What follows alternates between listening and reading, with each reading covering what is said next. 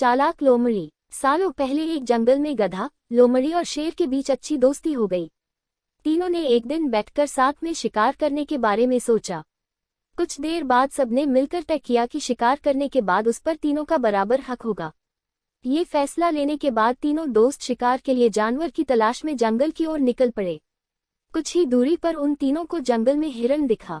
एकदम तीनों ने हिरण पर झपट्टा मारने की कोशिश की। उसे देखते ही वो तेजी से दौड़ने लगा। दौड़ते दौड़ते थककर हिरण कुछ देर के लिए रुक गया।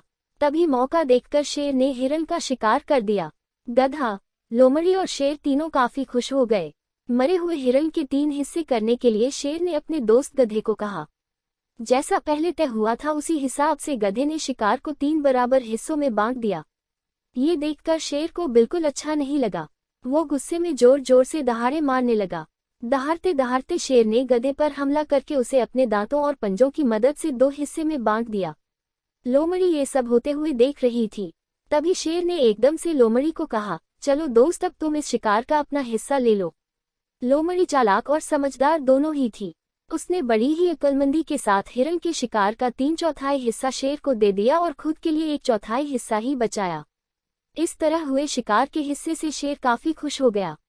उसने हंसते हुए लोमड़ी से कहा, अरे वाह, तुमने एकदम मेरे मन का काम किया है। तुम्हारा दिमाग काफी तेज है। इतना कहते ही शेर ने लोमड़ी से पूछा, तुम इतनी समझदार कैसे हो?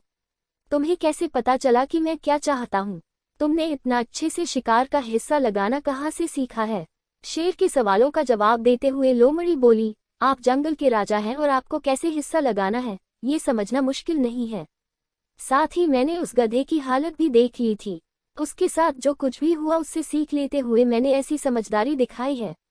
जवाब सुनकर शेर काफी खुश हुआ। उसने कहा कि तुम सच में बुद्धिमान हो।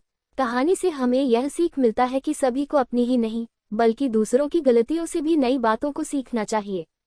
इससे हम वही गलती करने से और उसके नकारात्मक परिणामों से बच सकते हैं। चैनल को लाइक और सब्सक्राइब करना न भूलें।